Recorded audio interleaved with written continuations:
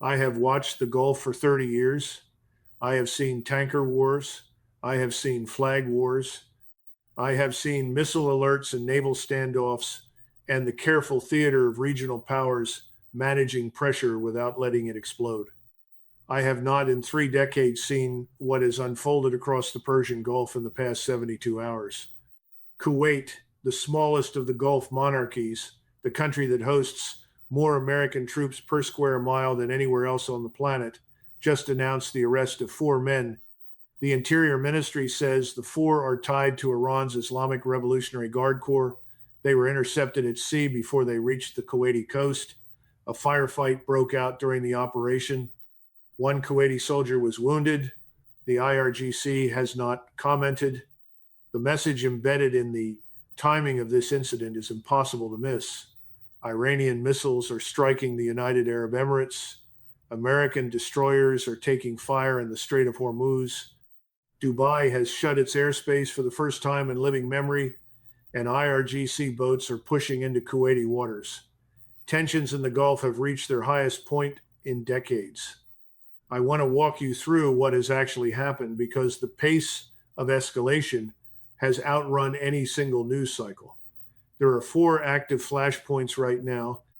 Each one on any other day would dominate every front page in the world. Together, they describe an operational picture nobody in Washington, nobody in Riyadh, nobody in Tehran is fully in control of. Let us start with the infiltration.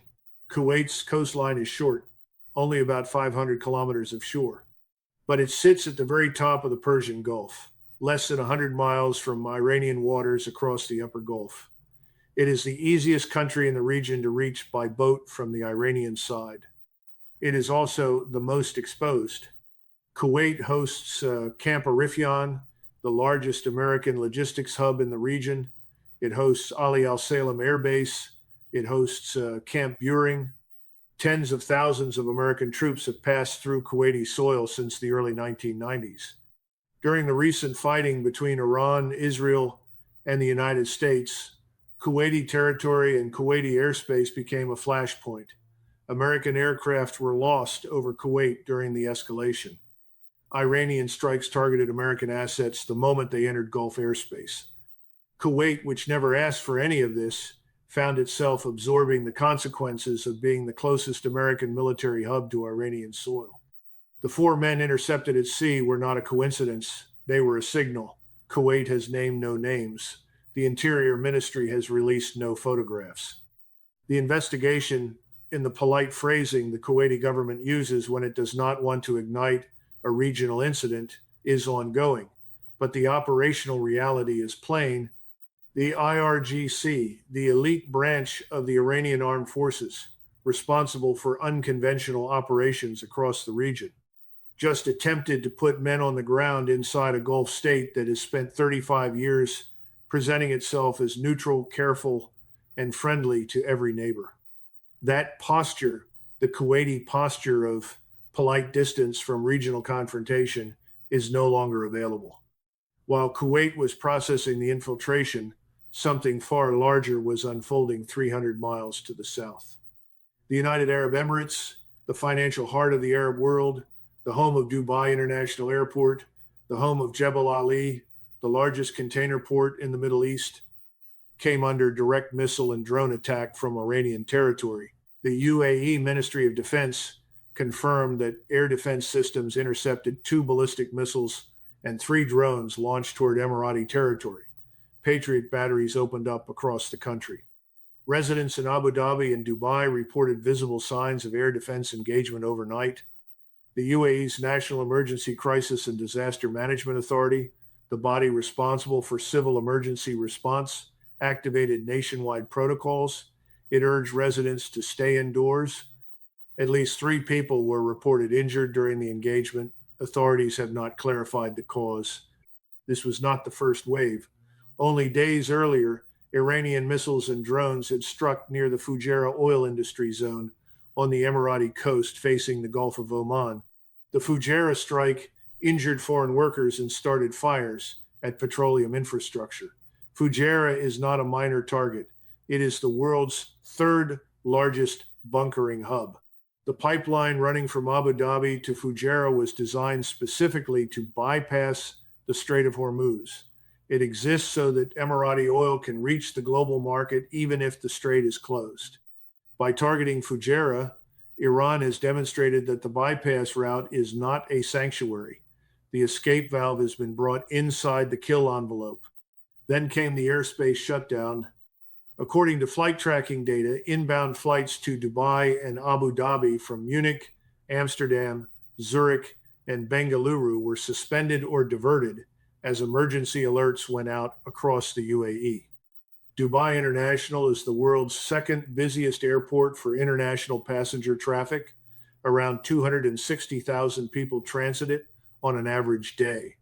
Closing Dubai airspace is not a small administrative act. It is a global event with cascading effects on logistics, on commerce, on the movement of capital itself. The shutdown lasted hours. The diversion stretched across 3 continents. Iranian state media-linked outlets then claimed that Tehran's missiles had successfully struck targets inside Dubai and Abu Dhabi during the overnight assault.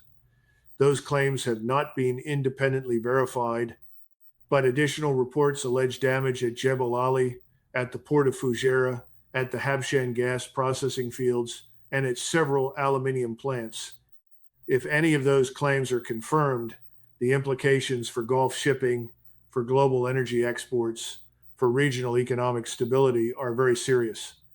Habshan alone is one of the largest sour gas processing complexes in the world. Jebel Ali handles more than 15 million container units a year. Aluminium production in the UAE accounts for around 4% of global supply. These are not just Emirati facilities, they are nodes of the global economy. Any confirmed damage to these facilities would carry substantial economic implications well beyond the UAE. The UAE has not officially confirmed the extent of any damage. What it has done, according to fresh reports, is begin assembling a special committee to document the alleged Iranian attacks and assess the resulting damage. Emirati officials say the committee's findings will be used to support future legal and diplomatic action aimed at securing accountability. That is the polite language.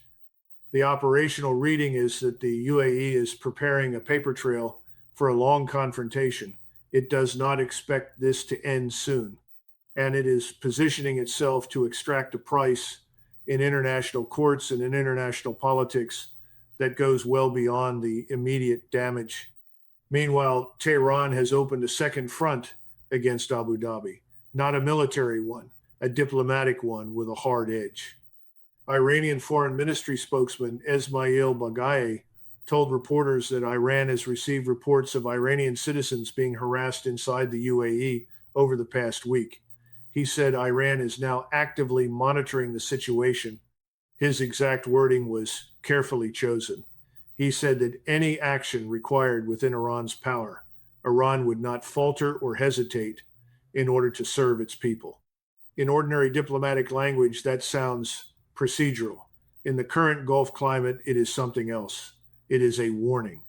Iran has not detailed the specific incidents involving its citizens in the UAE, but the message is plain. If Iranian nationals inside the UAE are being targeted, Tehran is signaling that the issue may no longer remain consular, it may become strategic. And in a region where a diplomatic complaint can become a missile launch warning inside 72 hours, that signal carries weight. The UAE has been cracking down on individuals and entities linked to the Iranian regime. Bank accounts have been frozen. Visas have been revoked. Iranian businesses operating out of Dubai's Iranian commercial corridor, an enclave that has existed since the 1970s and that processes a significant share of Iran's externally facing trade, have come under unprecedented pressure. Tehran sees this as a hostile escalation. Abu Dhabi sees it as alignment with the American sanctions framework. The two readings cannot be reconciled.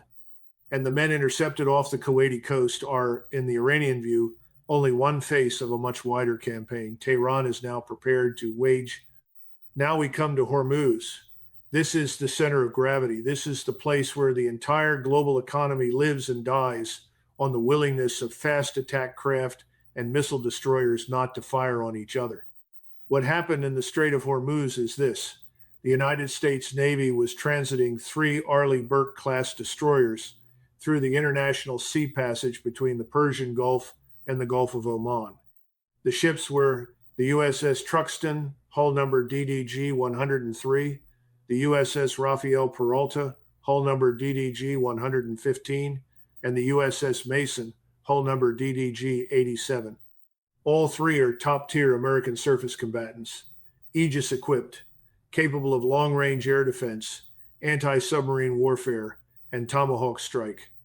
The transit, on paper, was a routine freedom of navigation operation. The transit did not stay routine. Iranian forces, operating under the IRGC Navy's command and coordinated through the Khatam al-Anbiya Central Headquarters, launched multiple ballistic missiles, cruise missiles, and small attack boats at the American destroyers. The Fars news agency, which is linked to Iran's hardline security establishment, reported that Iranian forces used a combination of anti-ship ballistic missiles, cruise missiles, and suicide drones with heavy explosive warheads. Tehran claimed significant damage to American assets. Tehran claimed that 3 American warships had rapidly withdrawn from the area following the attack. The American account is different. United States Central Command, CENTCOM, confirmed the attack, but said it carried out self-defense strikes inside Iran in response to the unprovoked engagement. CENTCOM said the inbound threats were intercepted. CENTCOM said no American assets were struck. In response, CENTCOM said it targeted Iranian military facilities responsible for the attack. The strike list, according to American statements, included missile and drone launch sites, command and control nodes, and intelligence, surveillance, and reconnaissance positions along the Iranian coast. CENTCOM said it does not seek escalation. CENTCOM said it remains positioned and ready to protect American forces.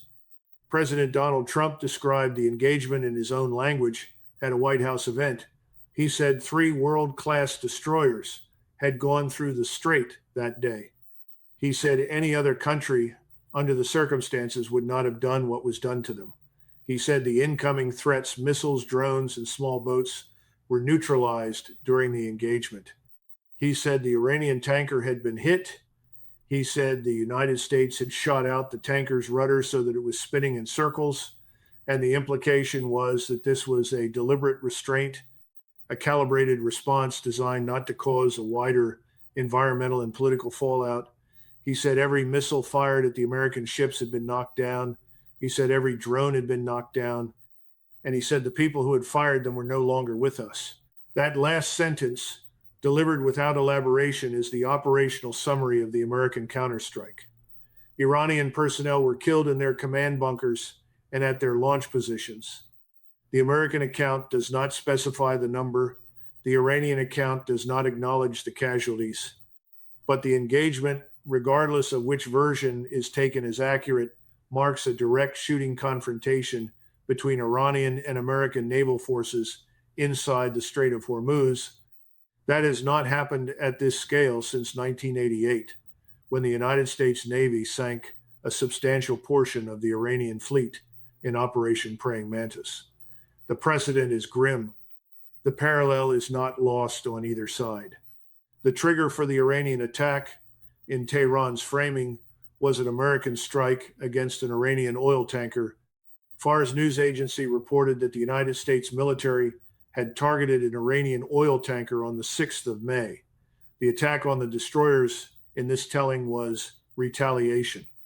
It came after Washington allegedly violated a ceasefire and struck near Jask, the Iranian oil terminal on the Gulf of Oman that has become Tehran's primary export bypass for the Strait of Hormuz. Iran's Khatam al-Anbiya Central Headquarters said the United States had violated the ceasefire by carrying out airstrikes on civilian areas, including Keshem Island, the largest island in the Persian Gulf and one of Iran's most heavily militarized pieces of territory. The American side has not confirmed strikes on civilian areas. The Iranian side insists the engagement at Hormuz was a defensive response. Each side is now operating inside its own information environment, and the gap between those environments is widening by the hour.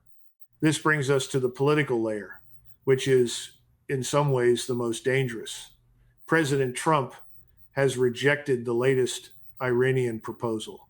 He called it an unacceptable piece of garbage. That is the precise language.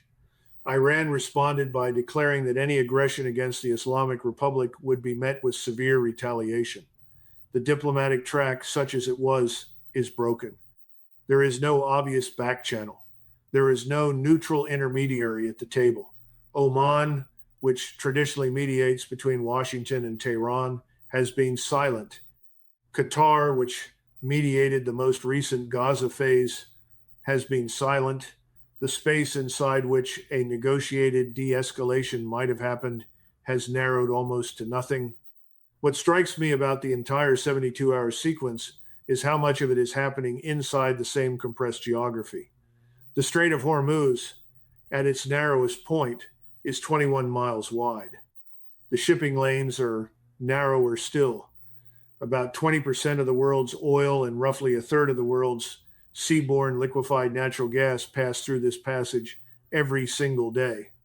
The total transit volume is in the order of 21 million barrels of oil daily.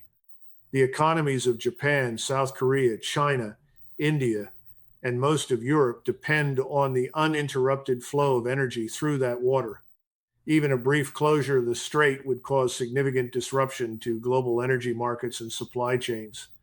The ripple effect through inflation, through transport, and through every sector that depends on petroleum derivatives would be difficult to contain.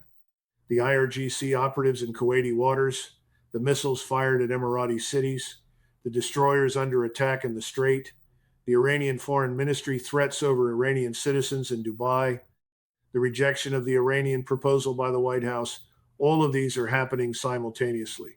They are not separate stories. They are facets of the same operational picture. And the picture is one of a regional confrontation that has slipped past the point where any single actor can pull it back unilaterally. Let me say something about IRGC naval doctrine because it matters for understanding what the Kuwait incident represents. The IRGC Navy is structurally distinct from the regular Iranian Navy, the Artesh. The Artesh operates conventional surface combatants, frigates, and submarines. The IRGC Navy operates fast attack craft, swarming boats, semi-submersibles, mine-laying platforms, and an extensive coastal missile inventory. Its doctrine is built around asymmetric operations: saturate, swarm, deny, and exit. The same doctrine that produces the small boat assault on American destroyers produces the infiltration team intercepted off the Kuwaiti coast. The IRGC Navy is the instrument Iran uses when it wants to project force without committing the regular Navy and without crossing the threshold of conventional state-on-state warfare. Its operational radius extends across the entire Gulf, and its presence in Kuwaiti waters is not new. What is new is the willingness to be caught and to be named. There is also a domestic Iranian dimension that the Western coverage has largely ignored. The IRGC operates with a degree of autonomy from the elected Iranian government that often surprises foreign observers. The foreign ministry can issue threats. The Khatam al-Anbiya central headquarters can launch missiles. These two arms do not always coordinate in the way a Western chain of command would assume. When Esmail Baghai warns about Iranian citizens in the UAE, he is speaking with the authority of the foreign ministry. When the IRGC fires missiles at American destroyers, it is operating under a parallel authority that runs through the Supreme National Security Council and ultimately through the Office of the Supreme Leader. The signal Kuwait intercepted the 4 men on a boat came from the IRGC channel, not from the Foreign Ministry channel. Both channels are now lit up at the same time. That is rare, and it is dangerous. For the UAE, the strategic calculation has become brutal. Abu Dhabi has spent the past decade aligning ever more closely with the United States and with Israel. It joined the Abraham Accords in 2020, It opened a defense cooperation framework with Washington that placed THAAD batteries and Patriot batteries on Emirati soil. It signed quiet intelligence sharing arrangements with Israel that became less quiet after the 7th of October, 2023. That alignment delivered economic benefits. It also placed the UAE inside the Iranian targeting envelope in a way Abu Dhabi did not, until now, fully internalize. The Houthi strikes on the UAE in January of 2022 were a warning. The current escalation is the consequence of having ignored that warning. For Kuwait, the calculation is even more brutal. Kuwait does not have THAAD. Kuwait does not have an Iron Dome equivalent. Kuwait has Patriot batteries, but its short coastline and shallow strategic depth mean there is no meaningful defensive geography. If the IRGC chooses to push beyond infiltration, beyond 4 men on a boat, Kuwait has limited options. It can rely on the American presence at Camp Arifjan and Ali al Salem. But that reliance is precisely the reason it is in the targeting envelope to begin with. The Kuwaiti emir is in the position of needing American protection from a threat that exists in significant part because of the American protection. For Trump, the question is not whether to respond, he has already responded. The CENTCOM self-defense strikes are the response. The question is whether the response is finished or whether it is the opening move in something larger. Trump's rejection of the Iranian proposal as garbage suggests the latter. The mobilization of additional American naval and air assets to the region suggests the latter. The pre-positioning of Tomahawk-capable submarines in the Arabian Sea suggests the latter. The question every government on Earth is now asking is what comes next and how much room there is left for any course correction. I will close with this. The Gulf is a small body of water, 550 miles long, about 200 miles across at its widest point, less than 35 miles across at the Strait of Hormuz. 8 states share its coastline. 6 of those states host significant Iranian-linked population, commerce, or both. The interlocking economic, demographic, and military relationships in this water are dense beyond what any outside observer can fully map. When one node lights up, every other node feels the heat. Kuwait, the UAE, the Strait, the diplomatic track, the IRGC channel, the Foreign Ministry channel, the American carrier groups in the Arabian Sea, the Tomahawk submarines underneath them, all of it is now one connected system. The system has just absorbed more energy in 3 days than it has in any 3-day period in 20 years. Whether the next 72 hours bring de-escalation or the opposite is not a question I can answer with confidence. What I can tell you is that the de-escalation pathway is narrower than it was a week ago. It requires Tehran to walk back its IRGC channel. It requires Washington to walk back its rejection of the Iranian proposal. It requires Abu Dhabi to find a way to absorb what has happened without retaliating in kind. It requires Kuwait to manage the infiltration story without inflaming the domestic politics that surround it. Any one of those 4 de-escalations is hard. All 4 simultaneously is something the region has not managed in any comparable crisis in the past half century. The clock is running. The strategic situation remains highly volatile. And the next move belongs not to Washington and not to Tehran alone, but to the operators on small boats, on missile launchers, and inside command bunkers along a coastline where one mistake, one misread radar contact, one panicked weapons officer can take the entire region past the point where any of the political principles can pull it back. What is your assessment? Can the Gulf step back from this, or has the IRGC's push into Kuwaiti waters, combined with the destroyer engagement at Hormuz and the missile fire over the UAE, already crossed the threshold where de-escalation is no longer available to either side? Leave your analysis in the comments. I read every one of them, and your perspective sharpens my own. If this breakdown delivered the depth and honesty you came for, share it, hit like, and subscribe. The next update will be out the moment the situation develops. Stay with me.